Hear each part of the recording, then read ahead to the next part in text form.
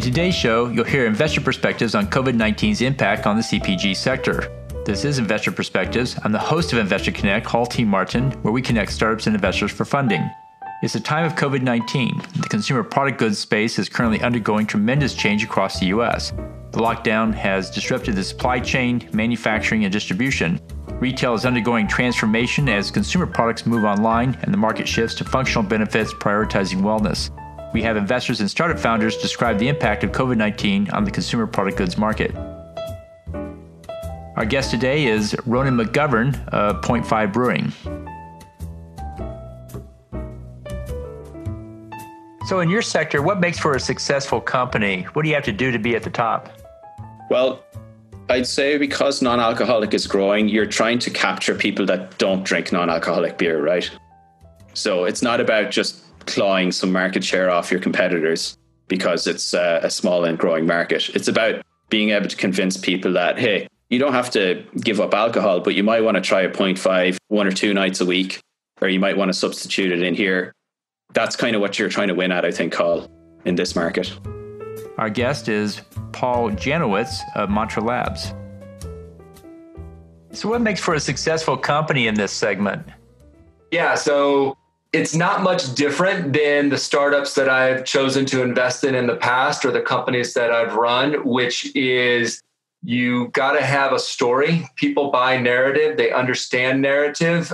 People want to be part of a movement, whether that's organic and whole foods or whether that's paleo, keto, whether it's open source software. So really understanding the narrative in the space. So why are you doing what you're doing is very important. You could say it's, in this day and age, one of the most important things, right? Because a lot of folks don't own the means of manufacturing, right? So things are co-packed, co-produced. So it really comes down to why are you making it? And then how is it different? And how does it fit into a consumer's lifestyle? So the product has to have efficacy, right? So it's got to work. The buzz term in the industry is better for you right now. So it's a better for you chicken nugget that's plant-based. It's a better for you version of Gatorade. And that's becoming kind of table stakes in a way, right? Everyone's saying that. So how do you stand out from the noise?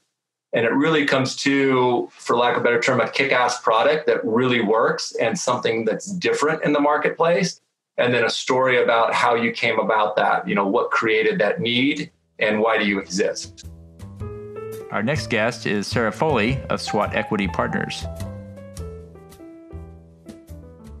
Well, great. So what makes for a successful company in this segment, in your opinion? Well, this is a great question. When I saw you had previewed it with me, it could be answered in so many ways. But one of the things that I think we do a lot of at SWAT Equity Partners, because of the way we're structured, is think a lot about differentiation. So the fund is affiliated with a branding agency. One of the partners, a founding partner of SWAT Equity Partners, is named Richard Kirschenbaum, and he's a well-known marketing guru in the creative world. And his experience and expertise around thinking through how does that particular product position itself in the market and how is it truly differentiated with the consumer is a big part of how we filter so many different opportunities we look at every year. And that differentiation is both a blend of art and science.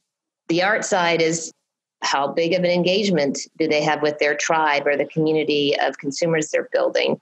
How is it positioned from a branding and a kind of digital asset perspective? Where is it sitting on the shelf? What channels is it available in? Is it omni or is it just direct to consumer? Are those important advantages?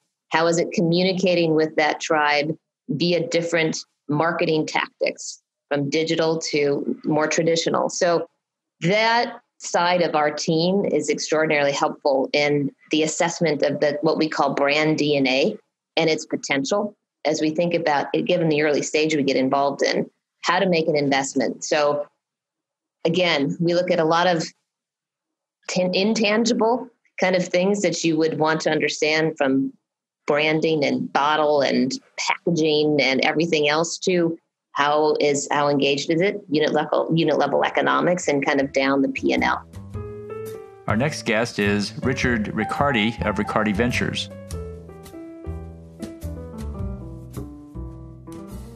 Well, great. And so what makes for a successful company in this segment?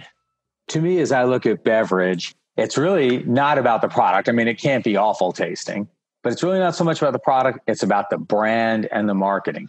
Do you have that type of brand that is appealing, the trade dress, the brand positioning, so forth? And then do you have the enormous marketing expertise and funds in order to execute upon this great brand? I mean, I know personally that it is not with the brand that I've invested in, but with a water brand, a Texas water brand, that it's not unusual for a brand to have nearly $100 million in sales and still be cash flow negative because the enormous marketing costs to build a brand, a beverage brand.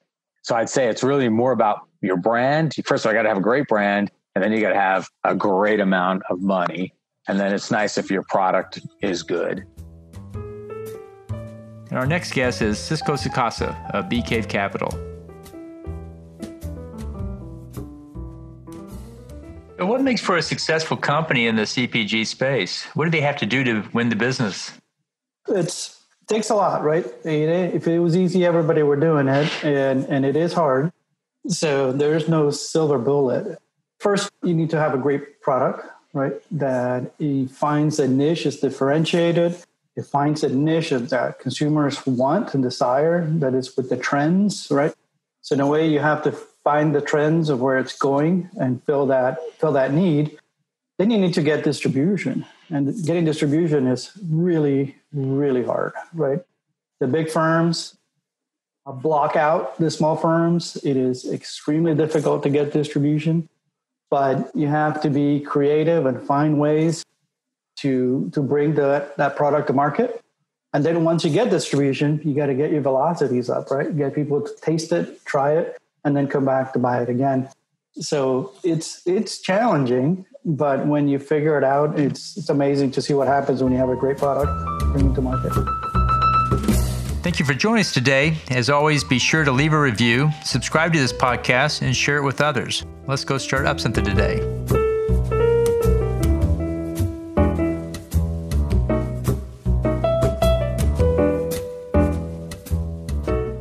Paul T. Martin is the director of Investor Connect, which is a 501c3 nonprofit dedicated to the education of investors for early stage funding. All opinions expressed by Hall and podcast guests are solely their own opinions and do not reflect the opinions of Investor Connect. This podcast is for informational purposes only and should not be relied upon for the basis of investment decisions.